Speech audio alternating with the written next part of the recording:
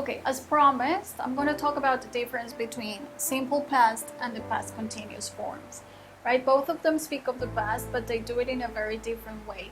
So the idea is to understand when should we use one option or the other, and what happens when we use both of them. Okay, so basically I want to start talking about the thing that we use these two tenses to show how two past actions or situations are connected. So if we have a timeline like this, where we have the present moment here and an indefinite past here, there is a section of the time in which we are going to develop an action, right? So that's why it's called continuous or progress, past continuous or progressive, because there is an action that is taking some time and it's developing in time. So that action that is developing in time is called the past continuous or the progressive.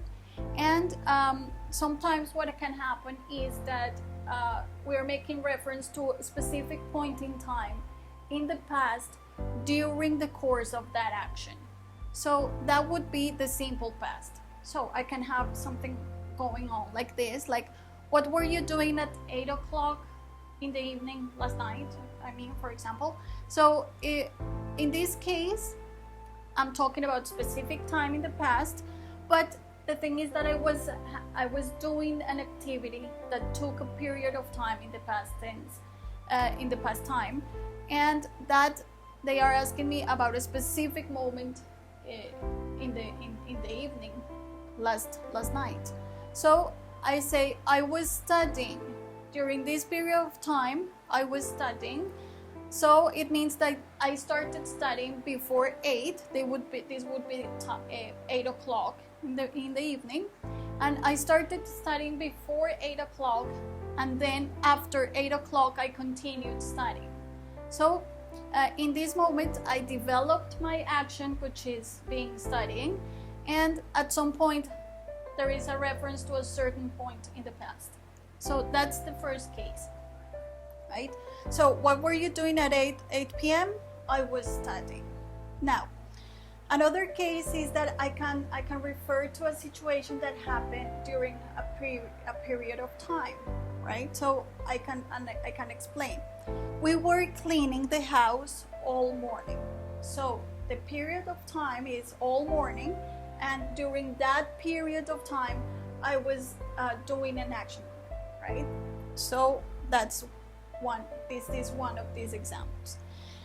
Now, another situation might be that during the development of the action, another action interrupted my action. Yes? So here we have two examples. I broke my leg when I was skiing. So I was practicing this action, I was skiing, and suddenly something happened, an accident, something happened, and I broke my leg. So that action interrupted the action in progress. Another example of this type is, as I was walking to work, I saw a friend. Yes? So I was in the activity, walking to work, right? That action was developing, and then, I saw an old friend, for example. I said, so it's not like it really interrupted my action, because I continued doing my action. I kept walking on the street, but that thing caught my attention, and at some point there was a little bit of an interruption. So this is two examples about an action interrupting another one, which is developing in time. Now, let's take these two sentences now. What happens if I use both, like each of these structures for a same sentence, which is the case here. So I'm going to read them first and try to think what is going on, what is the situation. The first one is, when the guests arrived, Jane was cooking. I'm using the past continuous form. The other example is, when the guests arrived, Jane cooked with the simple past. Is there a difference? What is the difference? So in the first one, with the present continuous form, I want to say that Jane started cooking sometime before the guests arrived. And of course, she continued cooking after the guests arrived. But it means that the action started before the guests arrived.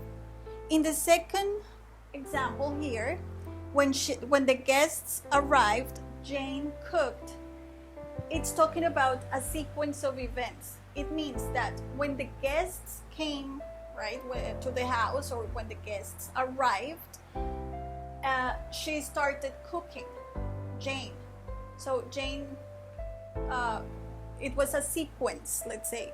The guests arrived and then she started cooking. That's the difference. So in that case, choosing one structure or the other structure is going to change the meaning. So this is very important to keep in mind. But basically, that's the difference between the simple past and the past continuous form, and when can you use either of them. So this is the explanation for today. I'll see you in class, and if you have any questions related to this, then you can ask me, and you're going to be doing some exercises to practice. So have a good day, and we'll see each other in class.